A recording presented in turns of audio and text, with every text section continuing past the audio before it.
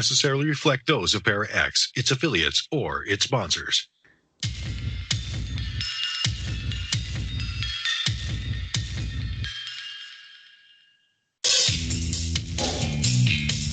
Supernatural, metaphysical, paranormal. You know, all those things you've been wondering about?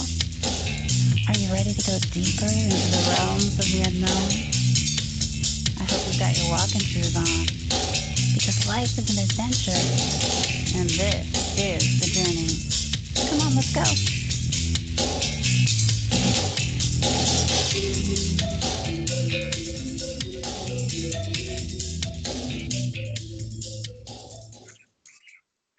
Hello and welcome to the show, everyone. I'm Jen Cruz, and this is the Journey Radio Show. Hey, we're showing up as the She-Squatchers, and I've got my fellow teammates on the line with me tonight. I've got Jena Grover. Hi, Jena. Well, hello. So happy to be here. Happy that you're here with us. And we've got the ever beautiful Tammy Treickel. Hey, Tammy. Hi, everybody. Awesome. Well, we are so excited to bring these guests with you tonight. We've got our friends from Minnesota. We've got John Montoya and April Gabel from the Midnight Squatchers. Hey, guys, are you there? Yes, we are. How you doing? We're great. It's so awesome to see you. You too, ladies. Been a while. You know, Yes. covert. You know how that goes. Yes. Yes, but Well, I'm excited because Tammy says you have some good stories to share. She's already heard them. But I'm There's always excited. more. Huh? There's always a lot more where them came from. So Oh, And we've Yeah. been camping together, and I've been to their Oh, yeah. place and bonfire drinks and such. So yeah, we've talked a little bit. Oh, yeah. Yes, we have. Yeah. So yeah, I can't wait to bring a few of these stories up and a few more that I have from the area here. So we'll get to some of that tonight. Perfect. Well, can you first tell me, John, how did you get interested in Bigfoot or aware that there was such a thing as Bigfoot?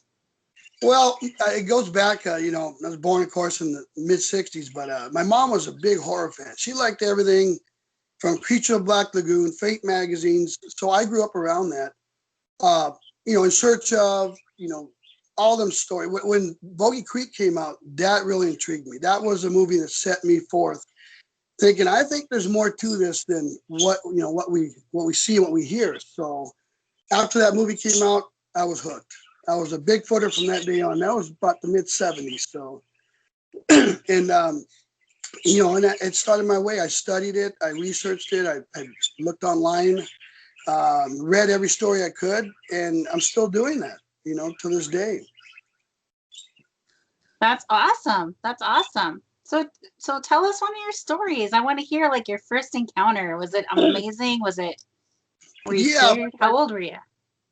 Well, I've had some noises. I didn't really know about a lot of this other stuff that goes on with the Sasquatch phenomena. As far as wood knocks, howls, I just thought you see one and that's it. If I'm going to see one, I'm going to see one. But my story, the one that I had was the mid-'90s. I was driving down the back roads of my hometown. There's a lot of mountains up there that they go for miles in the redwoods. And I was with a friend. He was a total disbeliever. And we would like to take night rides sometimes and go up in the mountains and, just hang out and drive around. We were up there pretty late. We took off about 10:30 at night. We drove around for about an hour and a half. And about 1 o'clock in the morning, we were driving down the backside of the mountain. And it was a moonlit night. Well, we had halfway down the mountain, we had to relieve ourselves. And we came to like a little ravine. And we were up about maybe 1,000 feet in the mountain.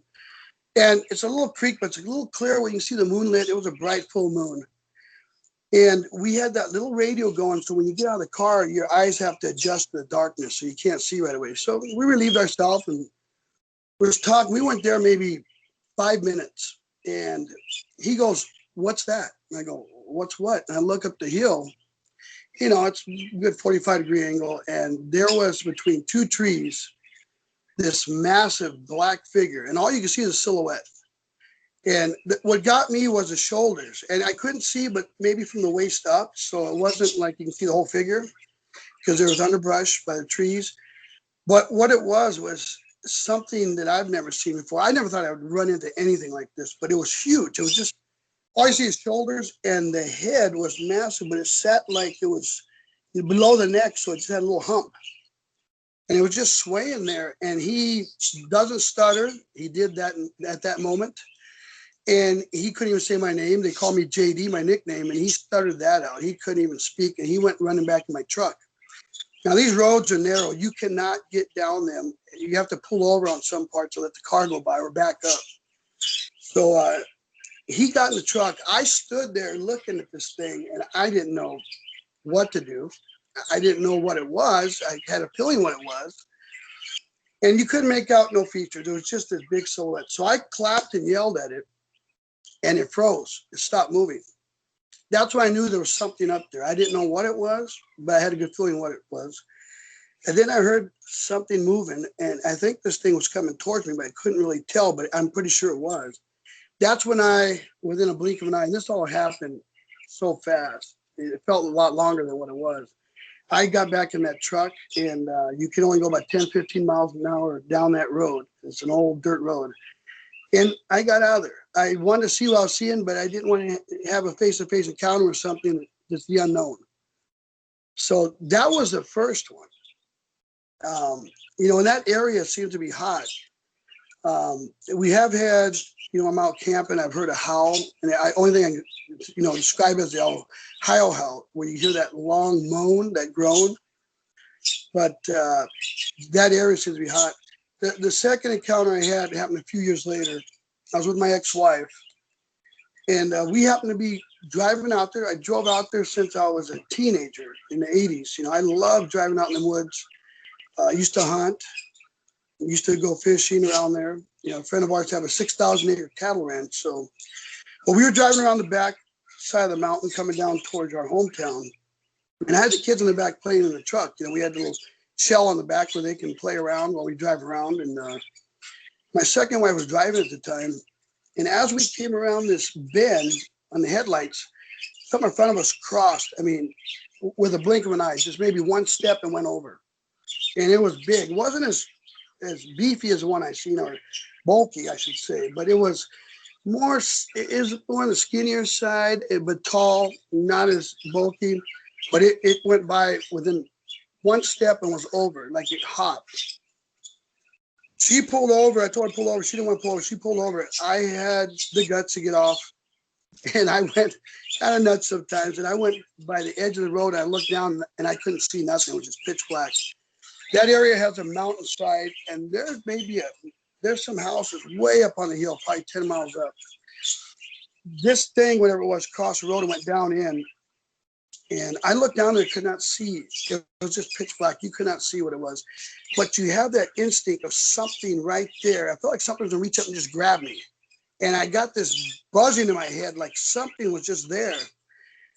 I started getting a little nervous and shaky, and I maybe lasted 5 or 10 seconds looking down that. And again, I got back in that truck, and we took off. And she looked at me and says, "What was that?" She goes, "I know you're into this weird stuff that you always tell me about."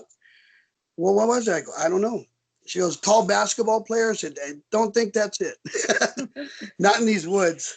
And this happened about 10:30 at night. So, but that was my second encounter. We did go back the next day and drove by there in the afternoon. It was a Friday night. And right where that area is, there's a small little bridge. It's a wooden bridge, maybe a foot high, where you can go through. It's a one-lane bridge. And I did notice that there was looked like a footprint that was only about, I'd say about 8 inches wide, but it was only like the mid-tarsal part of the foot. So it looked like something hit the pavement, pushed off, and then went down. And there was bushes down there where it looked like it was clearing, like something had plowed through down that way, down the creek, which sits down about 40 foot down. But them are the two encounters that I had from my area there. There's a lot of friends of mine have told me of other encounters that I can share with you, which were amazing. But that is the Pajaro. They call it the Pajaro Gulch. I talked to Mike from the Discovery Museum up in Felton, the Bigfoot Discovery Museum, and we talk every time I go out there, try to visit him when I'm out there. And he told me he thinks that's like a corridor for them to kind of move around. It's like a gateway for them to move up north. And Santa Cruz Mountains are there. You know, you got Felton. There's so much woods. I mean, I know you guys been to Washington, but it's so beautiful. And I can see why a Bigfoot would want to live there. I tell you that. It's just beautiful. It's amazing. So, but a friend of mine was driving on Highway 17 that goes up by Santa Cruz Mountains there. And I won't name no names, but he is not a believer in anything. I don't care if you got ghosts, UFOs, whatever. And he's an architectural design. He designs bridge for the city up there in Santa Clara, bridges, you know, that you would drive over. Anyway, he said he was coming home one night about 10, late from work, coming over the hill back to my hometown. And it's a 2-lane highway on each side, but it's really narrow and windy. It's all redwoods. And he said that as he came up, and there was no cars on the road at that time, he was kind of like a lone car. He seen 2 figures up ahead, dark, going across the highway in front of him. As he pulled up on him, he said it was a taller one and a smaller one. And they both hunched down as he got closer and made like a ball and just sat there by the middle divider. It's just, you know, cement dividing 2 highways. And he said they just crouched down, sat there. As he slowed down, not to a stop, but he slowed down. He said he looked and he said these things were massive. He said, I don't know how tall they were because they were crouched, but when I seen them in the distance, they had to be huge. As I got closer, he said, you could tell that there was no person. He goes, and he always told me around dinner that night, he goes, I know you're into this stuff and you've been into it for a long time. And I thought this would be a perfect time to tell you the story. And I probably won't repeat it to anybody else who'll think I'm nuts. But he said these things were huge. And as he got by him, he said he just ended up taking off. He said he didn't want nothing to do with them. But it's odd how they got into a ball and just froze in the middle of the divider. And that was his encounter there. So they just filled up into a ball in the middle of the divider. Squatted down. They squatted down, he said, and got close to the divider and just sat there and didn't move. They were froze. Yeah. I suppose when you're scared, I mean, what can you do when you're literally, there's no way. But then again, you have to wonder about camouflage. If they could truly camouflage themselves, why wouldn't they camouflage? Or maybe they can't camouflage. Who knows? But I can't imagine why they would just be. Well, I think that they do that. I think they crouched onto the ground and try to blend in where they do blend in. But they didn't. I'm sorry. Yeah.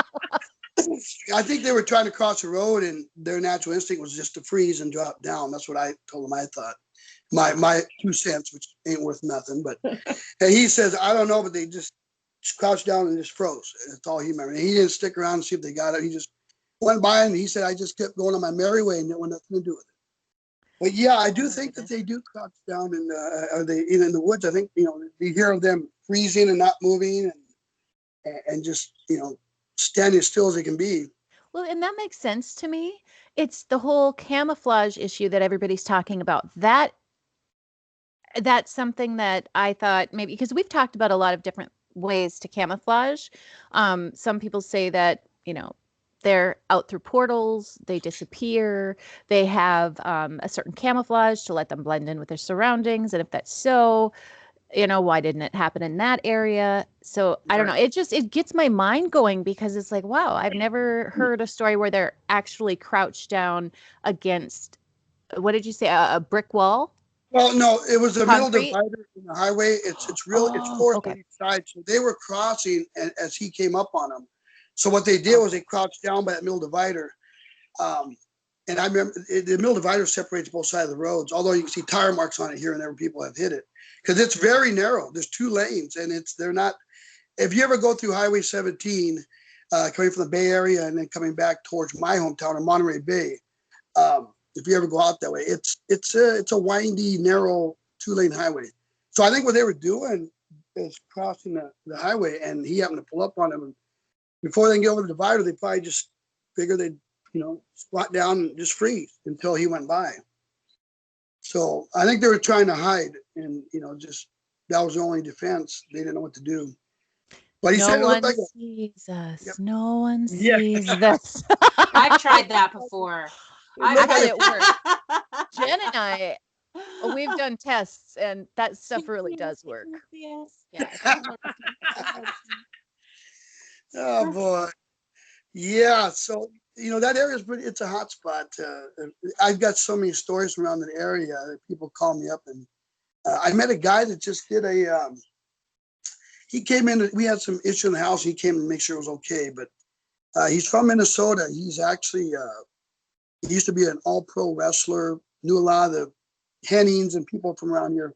But he said that his dad was in the service, and they were down in California, way up north, probably by Klamath. And they were driving through there, and he told me a story. Hey, a lot of people see my Bigfoot emblems, and they'll say, "What's that about?" And we start talking, and once in a while, you get someone will say, "Hey, guess what? I got a story for you." And I love to hear them. They're awesome. And he told me that as they were driving up that way, something ran out, and his dad hit him. So, or hit this thing, and it had bounced off, and it kept going into the woods. And it made a pretty good dent in his dad's car. And he said he was a little kid. He was small. And he said he overheard his dad saying, the police came and they made a report, and they asked what had happened. And he said, he explained to us, this thing was on two legs. It wasn't a bear. It was something big, tall, and black. And he said it was more of a brownish black, but he said he hit it, and it was a pretty good dent and some hair there.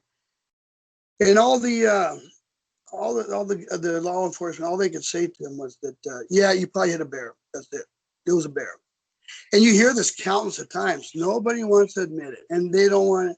It's like UFOs. If one came down right now to the White House, they're going to deny that. They ain't going to say nothing about it. So, but yeah, that's that. I love hearing all these stories from around. And I take stories from different people wherever I go.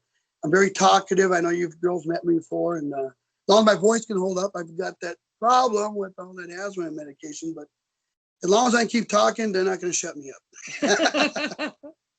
There you go. There you go. And so you started taking April out looking for Bigfoot. How does she feel about that? She loves it, I think. Yeah, I do actually. I always thought there was a Bigfoot. Never saw one, but my grandma used to tell me it's Mr. Oofy. And I go, really? She's like, if you see Mr. Oofy, run away, So I'm like, okay. And one time, I remember before I met JD, I was with my ex-boyfriend.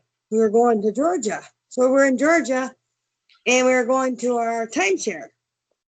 And there was this, long road, of course, had a whole bunch of trees, thunderstorming, raining, can't hardly see.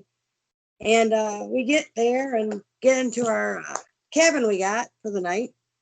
And I go inside, get, settled, and go and take a shower. I get out, and I'm sitting on the couch. And I got the TV going. And all of a sudden you hear the shutters, going back and forth, and it's going boom, boom, boom, boom, boom. And the lightning you could just see, just fierce.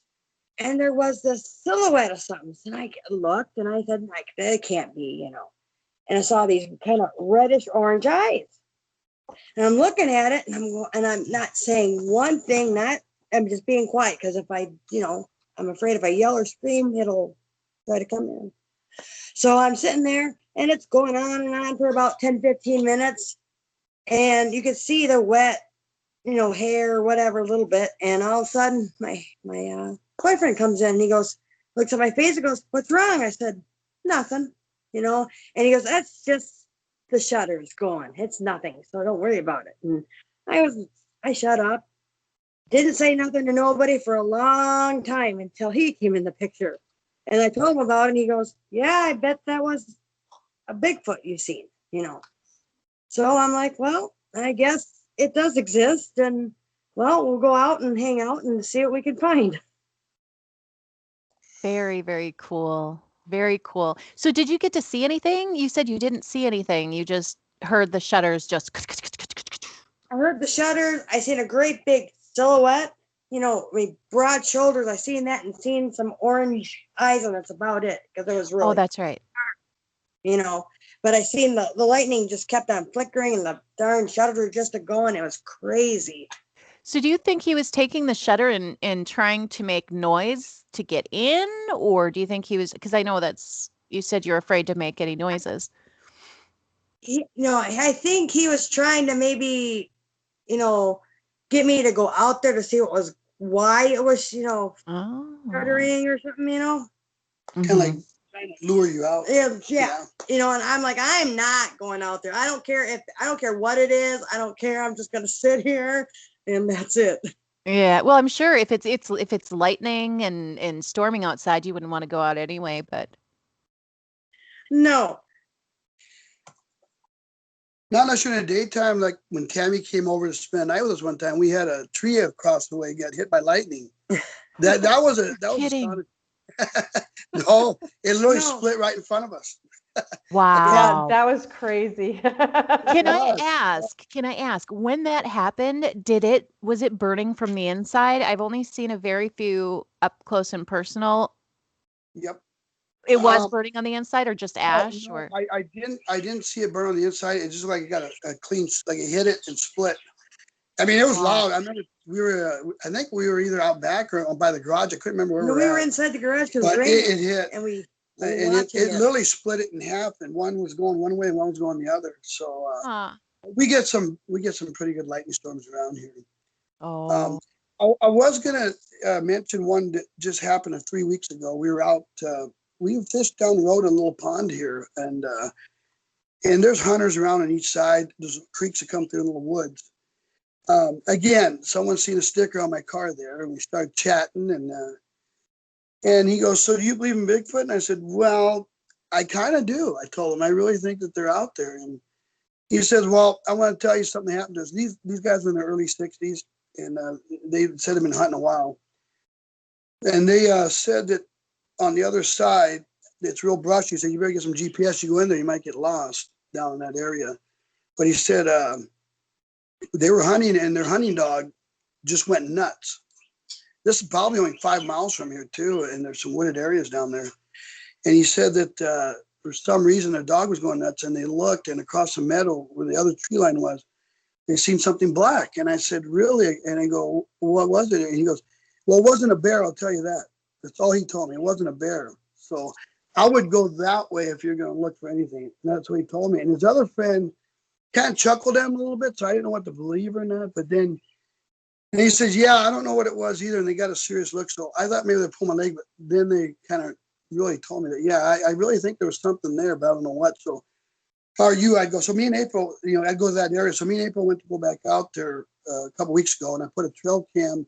But I didn't get into the area I wanted to because I'm not familiar with it. So we put one around the area. I had a couple with me, but there was hunters out there, and I was wearing camouflage. And I thought, oh, that's right, deer season. And I don't know if I want to be out here too long. They might think I'm a deer. Oh, They just no. They just had someone get shot down here in, I think it was southern Minnesota. A deer hunter, Austin, someone shot another person, 28, 30-year-old, shot each other, killed them. So I told April, we've been going out we go out about 3 times a week in the woods as much as we can. And I told her until this hunting season, the bow season's over, I guess, December 30th. We've been having pretty nice weather for Minnesota. So if it stays nice, we might get out there. I won't venture, but not very far, not unless I, once the hunting season's over, I might. Wear an You orange know, hat or something. You mentioned Yeah, something. orange, Oh, I'm red. sorry. But you mentioned something I thought was interesting. Now, and I've heard. But Oh, hang on, we're at half the mark of the show, so we have to take our 2-minute break. Stay tuned, everybody. We'll be right back. All right, so we're on break right now, but we're still recording the video. Okay. And Sarge is probably playing the commercial. And we have to listen for him to give us the cue to come back, because when we're talking, we can't hear him. So we're going to kind of watch the clock for the 2 minutes and back in. Okay. Yeah. So yeah. But you're doing really well. you are. It went so fast, didn't it? I was nervous. I'd never been on Yeah, this. this I've is talked to my many first people, but I'm time. not, and my computer didn't work. And I'm like, you got to be kidding me. Come on, Yeah. But the phone's working great so far. Yeah, it's doing good. It's doing good. I'm Oh, glad yeah. it's worked out. We were doing a Yeah. scramble of what are we going to talk about if we can't get them on. We're like, no, we You gotta can get draw. it You on. can draw doodles of us and say, "Here we are." There's the midnight. Hold up a paper. There they are. I actually do. I have some paper. He goes, watch, I'm gonna try my phone. We'll see if it works. And well, it does. I was scrambling around saying, "Oh shoot!" So, but Phones I'm work glad we got to almost get better. on. I'm glad it's working. Me too. Do you still have your thought, Jenna? So you can I wrote remember it to down. ask it? Okay, good This time job. I wrote it down. I got I a lot of my was- thoughts right here. I didn't write nothing down. I just said it out loud. I never write it down either, April. You're good. All right, let's look up for Sarge here. Okay.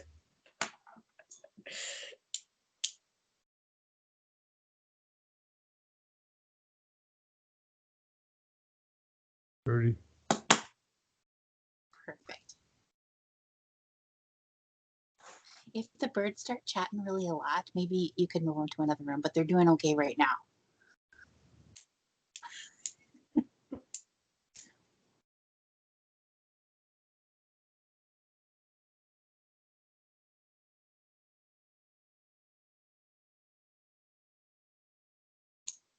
Go.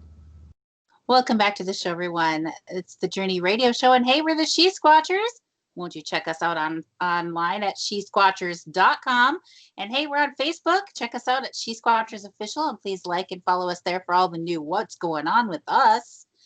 And hey, we have a YouTube channel, She-Squatchers Official. Please subscribe to our channel because we're uploading videos when we can, and you're going to see lots of fun stuff from the past too. So please come subscribe to our YouTube channel at She-Squatchers Official.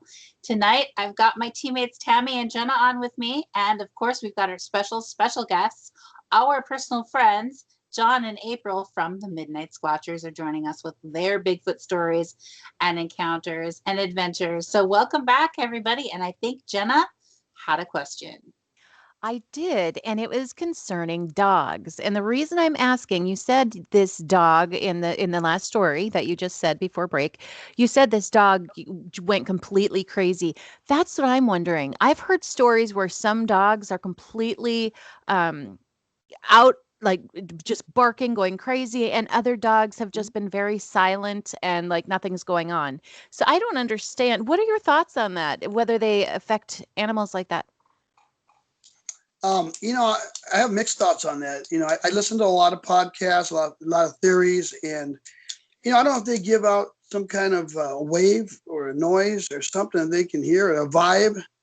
You've heard lions can put the scare and the fear in someone and pretty much paralyze them. So I think the dogs got a keen sense too. So maybe they just pick them up a lot faster than we do. I mean, I don't know. I couldn't really definitely answer that directly. I'm not sure to be exact, but I think they can definitely pick up some kind of sound. I think they throw off something that the dogs can pick up, sound or some type of vibration. Who knows? Infrasound or who knows? It's strange. Their sense of smell is intense. Dogs can smell like crazy, everything. That's why they stick their noses out the window and sniff, sniff, sniff. And I always wonder how many thousands of things they're picking up on when they do that. Well, they certainly look like they're smiling while they're doing it. You know what I mean? But seriously, They must smell everybody's cooking or something. Yeah, I know. We have had a dog here for many years, and she passed away a few years back. She's buried out back, but she was a good dog. But I'll tell you what, you bring home some takeout, they're right there. They know what you got. They don't want no more dog food. They want what you got in that bag, They want that right now. So cats are the same. I have to interrupt. Cats are the same. My cat literally can hear me every time I open a tuna packet. yeah, She hears me and she comes running and screaming because it's very addictive to cats. So I think they're both just crazy when it comes to smells. But thank you for answering that question for me. I was just curious your thoughts. Jenna's cat is just crazy in general. Yeah. Yes, her cat is crazy. I had a question for you, Jenna. What do you think about the? I've heard of this, and it's far out, but they say that Bigfoot can materialize and disappear and go into a vortex or a beam of light or what have you, just disappear. What's your take on that? Because I've heard of this. I'm more the old school, but I'm open-minded, but it's strange. I've heard that before. Mm-hmm. Yeah. Thanks for asking the question, by the way. My personal opinion is that this is a flesh and blood being who's a lot like, I think they are a lot, they're in groups, they're in I just think they're more on flesh and blood. And we as human beings are able to do so much with our minds. We can't do anything comparable to what we could if we didn't have the clutter. But yeah, I just think that I'm open-minded too, but I think that if they could do that, a situation just like when your friend saw them, you know, you'd think they'd be able to just pop out or camouflage out, so Sure. it's such an open-ended question. I can't say whether they do or not, but I would certainly love to feel like they did, but I don't. Right. I'm just going to It's pop in there possible, and but say, I'm going to pop in there and say that all three of us girls have different varying opinions on that kind of thing. So Jenna's opinion is they're flesh and blood. And, and show me something different. right? And I'm part Native American, so I've listened to the stories from the elders and I've heard how they can travel with a thought through the ground instantaneously from one place to another. And maybe that's true. I'm hearing it from elders on different reservations in different states, so there must be some truth to that in some way, shape, or form. Now, what I've experienced seeing things moving and then they're just gone. Now they could very well have just blended into the environment easily, because we found a shelter, a den-like structure that Jenna walked behind it and I could no longer see her. And she wasn't wearing camouflage of any kind, shape, or form.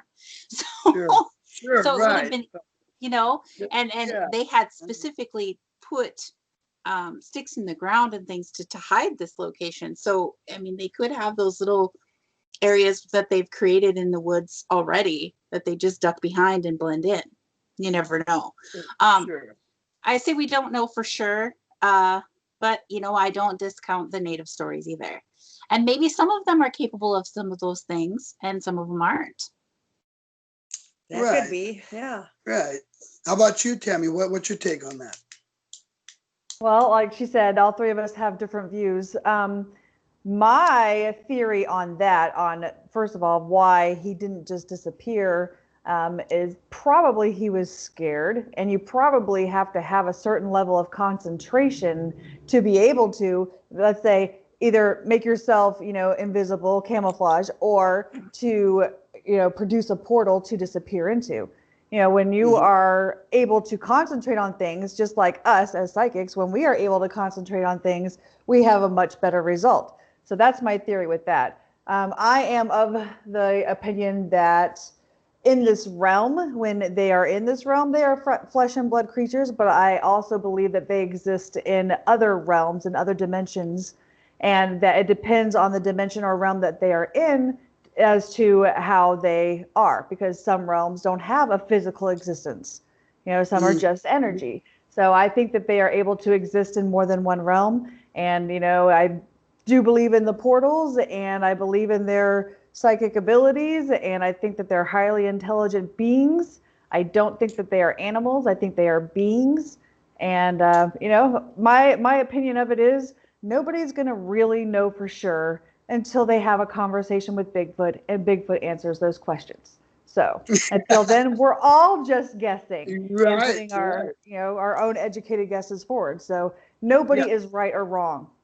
No. Isn't it cool? Isn't it cool that we can all come together with varying ideas and varying opinions of what might be true, and just be all okay with everything, and just let's go find out. Yeah, I actually was going to mention, Tammy, that was a really good point, because I believe that we can exist, we can travel away from our bodies, but our bodies are usually here. So what happens to our bodies while we're gone? I'm just curious. I think you're going to have a good answer for that for me. Astral travel, you mean? Yeah, your body stays here. Yeah. And just your energy goes to wherever you're going. So I've actually transferred and had somebody see me, and they thought I was a ghost. But what about I think what the natives is what I'm talking about. The natives are talking about that they can do physical travel from one place to another instantaneously through the ground. Physical body. So they're basically talking about what we might call teleporting. Mhm. You're right. You know. Right. Teleport, sure. And Now, they April also, had- natives also believe that there's an underworld that they walk through too. Some of the stories say that they walk through the underworld to get to their next destinations. Right. I haven't heard them say that. I just heard them say they travel under the ground. So you're instantly from one place to another. But that might be what they meant. I never thought of that, Tammy. Yeah, very good points, Miss Tammy. Cha-ching. Awesome. So what do you Yeah. think, John? What do you think, April? What are your thoughts on that? Yeah. I'll let April go You, first. you know what? I literally seen that when I was in my car accident. I was in a coma for 3.5 months, and I got out of my body literally and walked down a tunnel, kind of a light, and I seen all my loved ones that passed away, pictures of people I haven't met, but I see because I knew who they were, and they told me it's not your time. You go back, you get in there, and your life is going to be rocky sometimes, but after a while, you'll find somebody really nice, and you'll hang out, and it'll be great. So I said, okay. So I went back in, and I guess I woke up from my coma.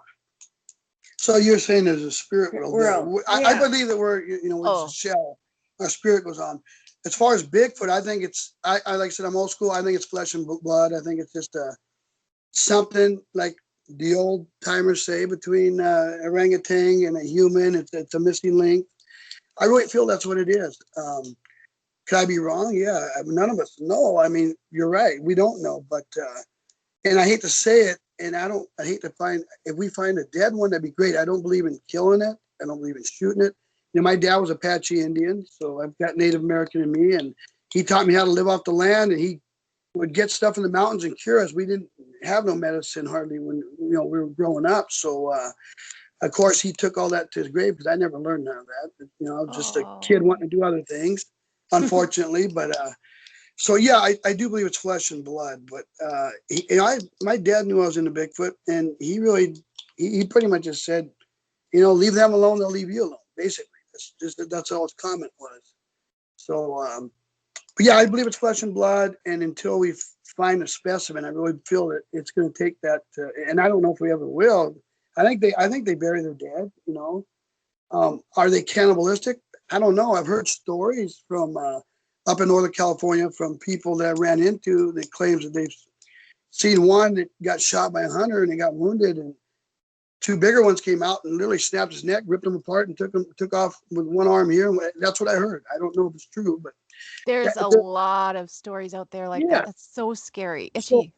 are they cannibalistic? That would be really scary, because then if we run into something like that and they really want to have something to do with us and they are cannibalistic, that wouldn't be good. So, Well, but I'm leaning more towards just there being, I think that they can be territorial. That's what I assume. I mean, because they like to chase people out of the area. So that's their area. They want you out there. They're going to let you know. And I do feel they travel for miles and miles. This is my true stance. I think they can travel a long ways. I don't think they stay put in any area for any large amount of time. I think they just move around. They're on the move all the time. Well, I could be wrong too. I don't know. That's just my theory. Oh, it's a great theory. We have heard a lot of stories about people talking about UFOs or strange lights in conjunction with seeing Bigfoot in areas. What are your thoughts on that? Have you had experienced anything like that or have an opinion? No, but I do. I've heard a lot of stories of that. I think there was some coming out of New York that I was reading up just a few days ago where, no, excuse me, it was Chicago, where they seen these. Take it back. It was a Mothman. It wasn't Bigfoot. It was Mothman. They seen these creatures, winged creatures, and on two incidents, they seen a winged creature with two grays, and a beam of light came down. They went into this ship, and they just darted out, out of the way, up into space. So, I heard stories of Bigfoot the same way. They've seen, UFOs around some of the sightings. So, I don't know what the conjunction and what that means. Could they be? Can alien beings be experimenting with us and taking genetics and mixing us up and bringing some kind of super being down and putting them on a planet that's far out? But I guess some people do believe in that, They do. And there are books out there. I'm actually reading one. I can't remember the name because I tried to read it and it's like 500 pages, small print. Right. So I'm on like page 3. And it's a very hard read. I keep Yeah. grabbing other books that are like this thin, going, I'll just read this one first. But that is, I mean, that is the theory a lot of people have. Yeah. So I don't know though. I think that they're I don't know if they're connected or not. I couldn't tell you on that. I still think they're flesh and blood, but yeah, there is. It's odd that there's a lot of UFO sightings at times around these Bigfoot sightings. They kind of coexist a little bit, so it's strange. And don't you guys think, Yep. and I'm talking to everyone, don't you guys think that aliens themselves are so much more accepted now? You know what I mean?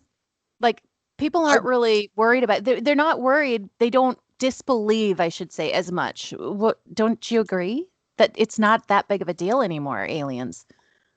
No, I'll tell you personally. I think that people are more open to it now than they were, years ago, and it's in the back of their mind. I think they just accept it. Like, yeah, they're there. Who cares? I think there's more people accept it now than before. Like I said, there used to be an old magazine called Fate. I don't know if it's Minneapolis based. I don't know if any of you ever heard of that. It was old. It was around the 40s. I think I still got a couple copies.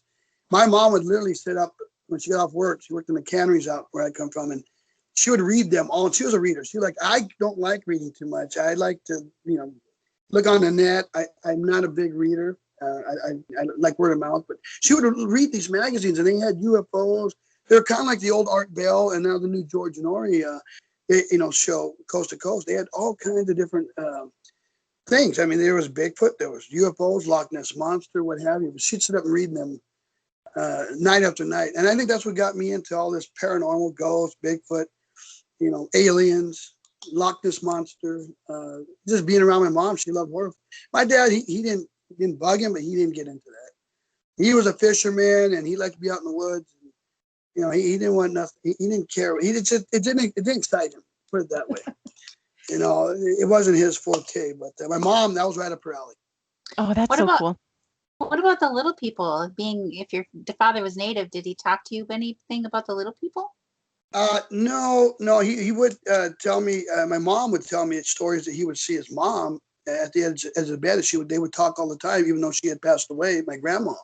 So, and that was like.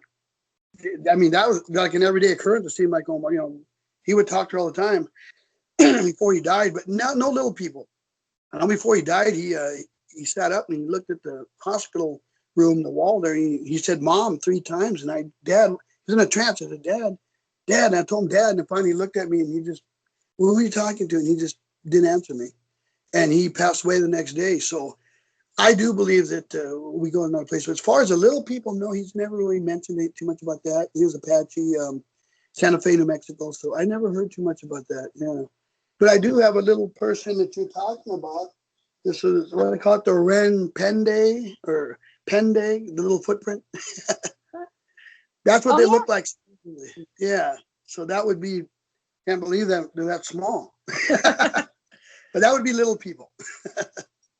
There you go. Awesome. Well, for everybody out there in Radio Land, he just showed us a cast of a footprint.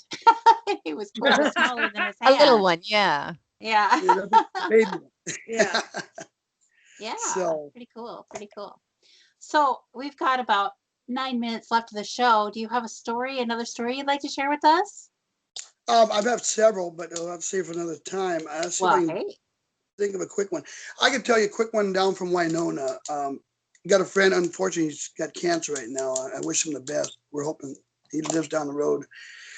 He used to sing for the Gestures out of Mankato back in the 50s. They sang "Run, Run, Run." But anyway, with that said, he was telling me a story. They live in a crew in La Crosse, and he was coming over one night by a marshy area by Winona, between La Crosse and Winona. And as they were driving around by the marsh, it kind of V's around, the road V's around. So as he's coming around, the headlights hit towards the marsh and the trees. And he was coming around, he seen 2 figures out there in the marsh, about knee deep. And as he put the lights on, they froze. Again, they froze, didn't move. And he stopped for a minute, had the lights on, and then he said he got a good look. Very hairy, dark in color, dark brown, he thinks. And they just totally froze, and they were both almost the same size. He thought 7, 8 foot tall, but he was watching these two figures for, he said, just about a minute or so, and then he decided to take off. He didn't know what to think because it was a marshy area. When he came back the next day, he tried to go out that way and get in the marsh a little ways. And he said, you sink. Almost, you start sinking immediately. So whatever these things were, they were able to walk through that like nothing. I mean, it was just very easy for them to scale through the swamp area. He said he had, the old duck hunting boots with the waders, and he got maybe 3 foot out, and he was already sinking up to his ankles. So that, he said, he don't know how they got out there or what they were, but he goes, he's heard of Bigfoot before. He thinks that's what he saw. It was these two beings, and that was just down in the corner by Winona, in down the Wisconsin border there. So that was interesting. He wanted to take me there. Unfortunately, I say he's sick right now, but he wanted to take me down and show me. He did give me a map and kind of doodle in where about it is, whereabouts he's seen it. So that's another one of our endeavors. We'd like to get down there maybe when the weather gets nice next year and check that place out. It would be so, and camp out down there, and see what we can find. I was just going to say, it'd be so fun for all of us to get together and go out and look around. Tammy, I know you've already gotten to, so a little bit jealous, but this summer, hopefully things will settle down on the COVID-19 and Yes. things will be better and we can get out there. So. Yeah, we were going to, I want to get the Midnight Squatchers going, even though I've been studying Bigfoot for many years. I just want to get a name, put my name on there and some shirts and just have a little group. And that's what I was going to start. And this year, we were planning to do that. I bought a new car last year so we can travel the States a little bit. And then COVID hit. And I put the works on it. I mean, I got every warranty you can think on it. It probably will fly soon. But anyway, and then COVID hit. And, well, we just got to stay local. I mean, there's not much you can do. No more conventions for a while. Yeah, a lot of businesses are suffering, unfortunately, but it's sad. Yeah, it's sad. Yeah. But it's been so much fun. We're already scheduling more conventions next year, so we're already getting our schedule going. So I think our first one is in April in Washington State in Yakima. I'm so excited. Yeah, hopefully everything will be calmed down by then and we can still go. And I think we're planning a week there. That'll be fun. Yeah. Awesome. Yes. Awesome. Yeah. So that's where Bob Gimlin lives. Yeah. Yeah, I know. I'd love to get up there. And, if this stuff lightens up a little bit, hopefully next year we can get a vaccine or herd immunity, anything just to get rid of this stuff. But once that dies down, I've suffered with lung problems all my life. So doctor told me you stay away from public places. So I haven't really worked a whole lot. I've been at home doing Zoom. And, that's really about all I do. And it gets boring. I like to be out and about. I'm not behind the person computer. I like to be out and about talking. But yeah, I'd like to get out and, maybe when you guys are going to some of these conventions, you can let me and April know and we'll get a plane ticket and meet up down there and hang out. Wouldn't that be fun? Yeah.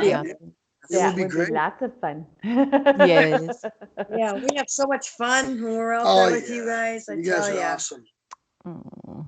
Thanks. Yeah, Reamer's the only place we get to meet. So I know. you got to go other places. And we will. Oh, I can't wait. I really can't wait for this. Reamer is awesome too. I love Reamer. It's a beautiful place. It is. I love that place too. It's such a fun time all the time when we go there. I was just talking to them the other day. So. Oh, you were? Yeah, I was. We're gonna have them on the show here after a little while. Sweet. Nice. Cool. Yeah. They're going on vacation now, so we're gonna wait till they get back. Yeah, probably going to Nashville now. I think they're down in Nashville. I think somewhere down there. Yeah. Yeah. So Yeah. It's like a big family when we get up there, and it's just so. I mean, I just can't wait to do that again. But yeah, that'll be great. Very awesome. Yeah, and it is like that. We usually are traveling a week a month, about 6 months out of the year, and to these conventions and conferences all over the country. And no matter where we go, it's like another Bigfoot family of Bigfoot enthusiasts. And it was so cool last November when we were in Washington State in Ocean Shores. There was a guy who came to see us do our talk from Minnesota.